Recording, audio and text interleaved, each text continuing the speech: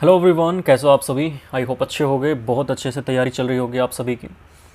तो जो स्टूडेंट्स जिनकी एज 18 से 25 के बीच में है, या 18 के हैं या 25 के हैं, इस नोटिफिकेशन की डेट तक जिनकी एज 25 तक है, वो इस नोटिफिकेशन में दी गई जानकारी को पढ़ सकता है और अप्लाई कर सकता है।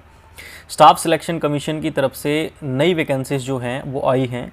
दिल्ली पुलिस के अंडर हेड कांस्टेबल पोस्ट के लिए, मिनिस्ट्रियल पोस्ट के लिए एग्जामिनेशन 2022 की ये वैकेंसीज आप लोगों के लिए आई है।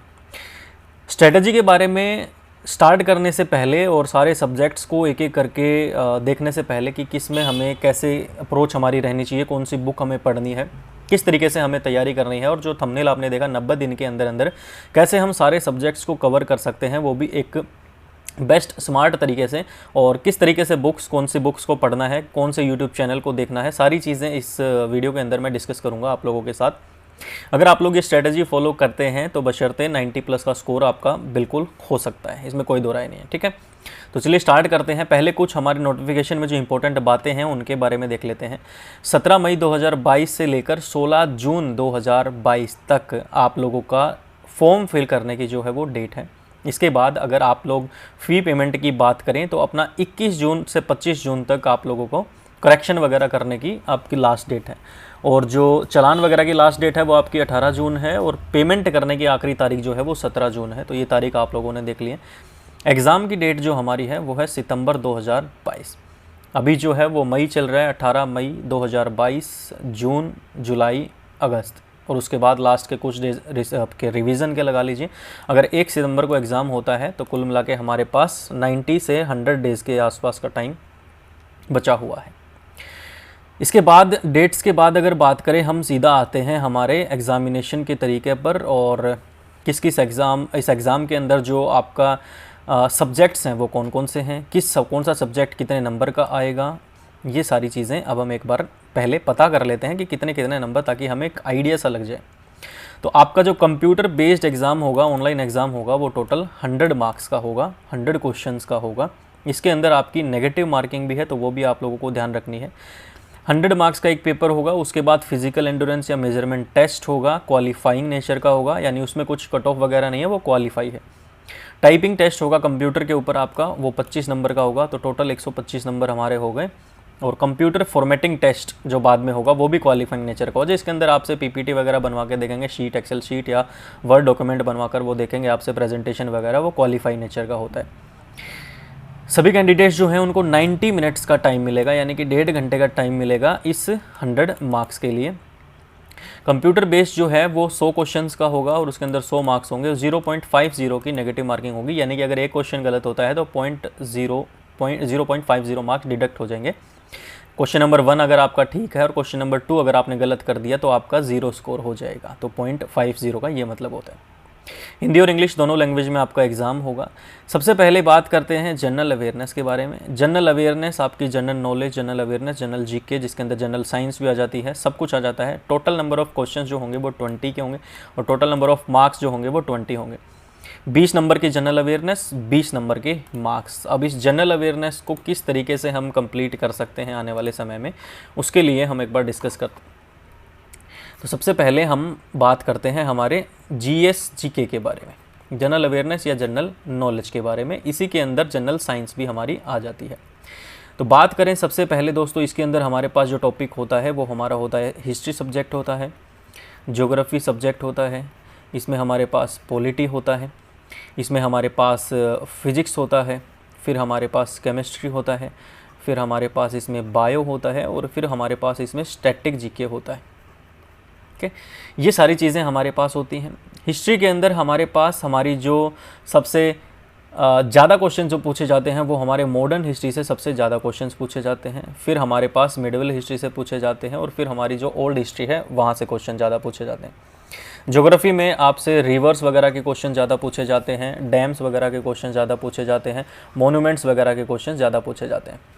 पॉलिटी में आप लोगों से शेड्यूल के बारे में क्वेश्चन आएगा, आर्टिकल के बारे में, इंपॉर्टेंट आर्टिकल्स के बारे में क्वेश्चन आ सकता है, रीट्स के बारे में क्वेश्चन आ सकता है, ये सभी। फिजिक्स के अंदर हम आपका जो लाइट का चैप्टर होता है वहाँ से क्वेश्चन आता है, चाहे आपका फिर वो फोकल लेंथ का क्वेश्चन हो वहाँ से क्वेश्चन आता है, मोशन से क्वेश्चन आता है, लॉज से क्वेश्चंस आते हैं, बेसिक क्वेश्चंस आपके इनसे पूछे जाते हैं। केमिस्ट्री में आपके जो केमिकल एंड कंपाउंड जो होते हैं वहाँ से क्वेश्चन पूछा जाता है।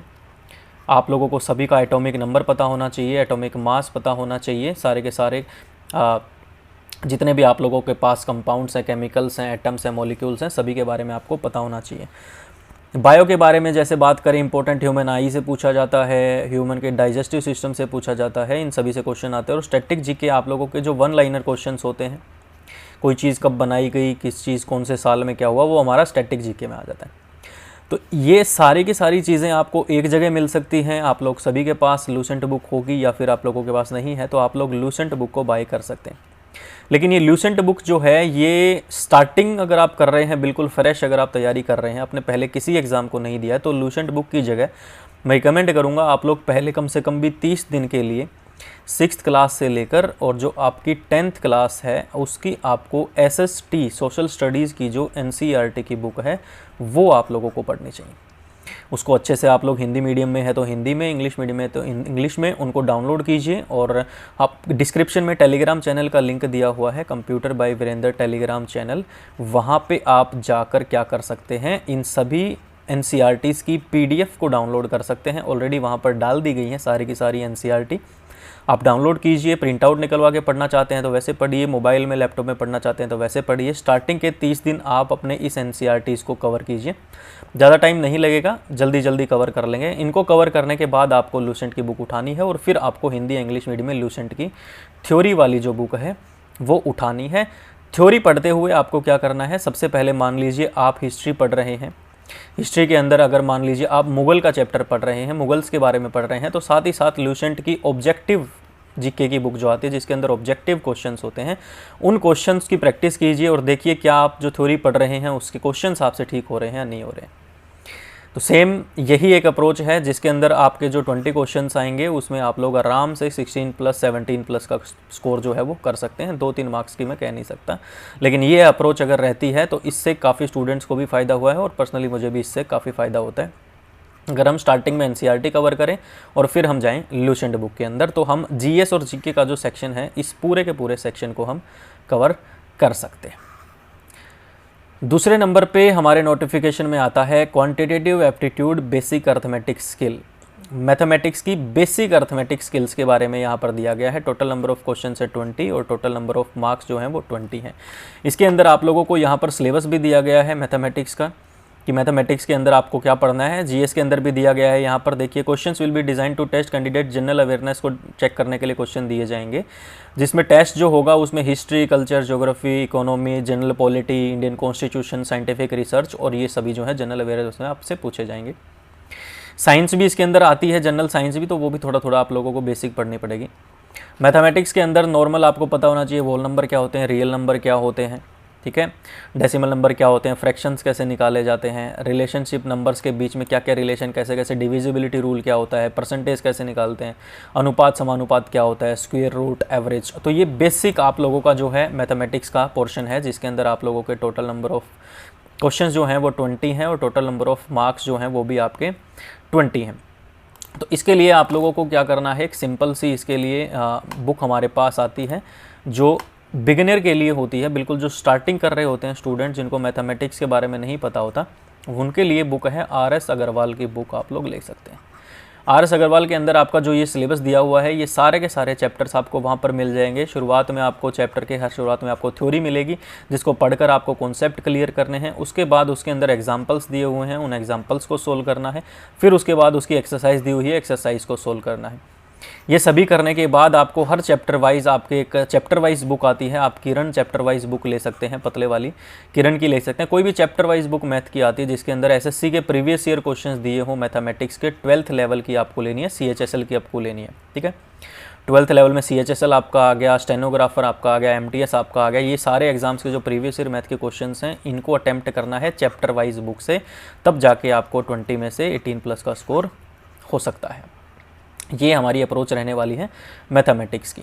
इसके बाद हमारी बात आती है जो हमें दिया गया है general intelligence, 25 question 25 marks. General intelligence यानी कि जिसको आप रीजनिंग के नाम से जानते हैं।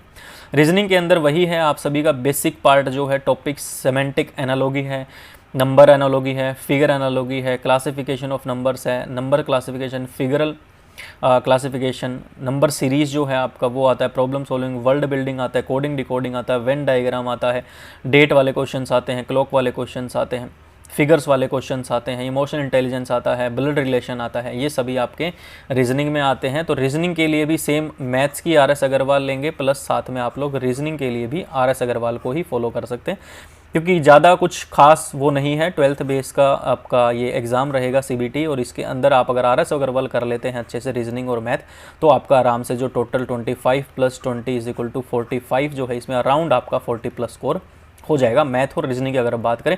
क्योंकि टाइम जो है वो हमारे पास काफ़ी है, पेपर के अंदर 90 मिनट्स का हमारे पास टाइम है, जिसमें सोल्व करने वाली जो चीज़ें हैं वो 2 ही हैं हमारे पास। या तो हमें मैथ्स को सोल्व करना पड़ेगा या फिर हमें रीजनिंग को सोल्व करना पड़ेगा। जीके, इंग्लिश और कंप्यूटर को सोल्व नहीं करना पड़ता, तो टाइम हमारे पास काफ़ी बच जाता है। इस तरीके से रीजनिंग तैयार करनी है। इंग्लिश बेसिक नॉलेज लिखा हुआ है साइड में, तो ज़्यादा हाव भाव, ज़्यादा घबराना नहीं है इसको लेके। 25 क्वेश्चन आएंगे, 25 नंबर के इंग्लिश के। सिंपल सी बात है, 25 में से ऐसा तो नहीं है कि आपको सारी की सारी ग्रामर दे दी जाएगी या सारी की सारी वोकैबुलरी दे दी जाएगी। तो जब इंग्लिश की बात करते हैं तो हमारे पास एक पोर्शन होता है जिसको हम ग्रामर, व्याकरण कहते हैं, और एक पोर्शन होता है वोकैब, जिसको हम वोकैबुलरी के नाम से जानते हैं।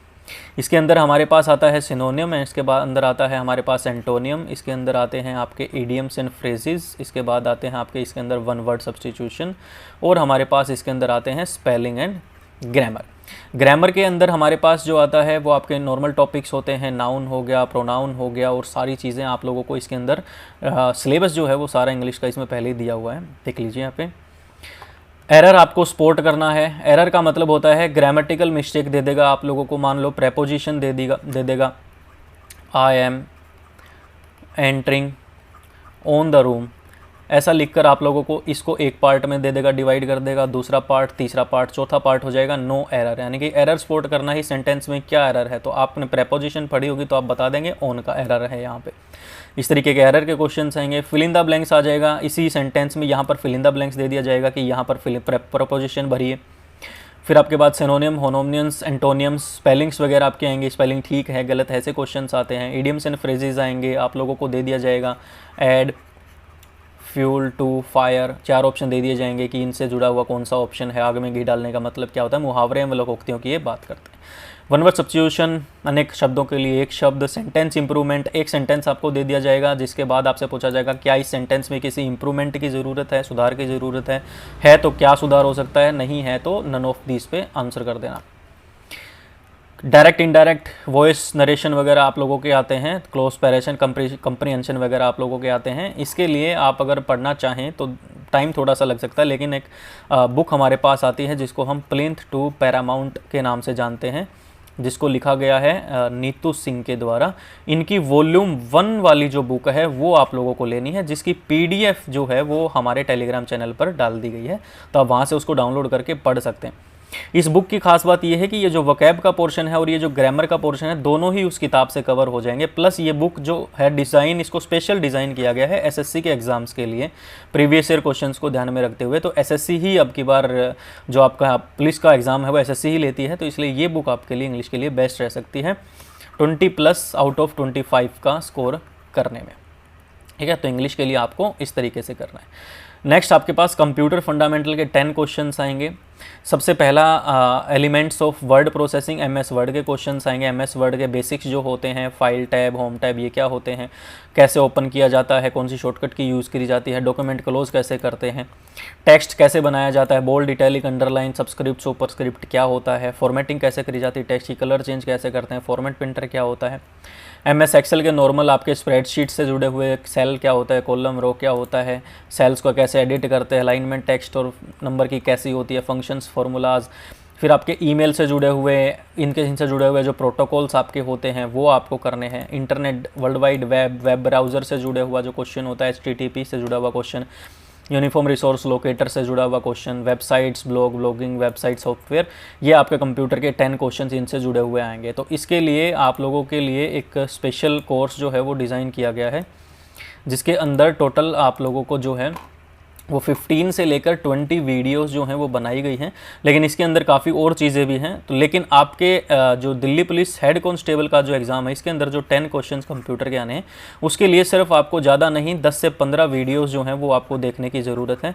ये वीडियोस जो हैं आपको ये सिर्फ और सिर्फ 99 रुपीज़ की कॉस्ट पर मिल सकती हैं। आपको 9053535631 इसके ऊपर आप लोगों को व्हाट्सएप करना है और आप लोगों को बोलना है कि दिल्ली पुलिस हेड कांस्टेबल की कंप्यूटर की वीडियोस जो हैं वो दे दीजिए, जिसके अंदर आपका MS वर्ड जो है, MS Excel, MS power point, आपका इंटरनेट जो आपके इस सिलेबस में दिया हुआ है, ये सारे के सारा सिलेबस जो है ये सिर्फ 10 से 15 वीडियोज़ में कवर कराया गया है।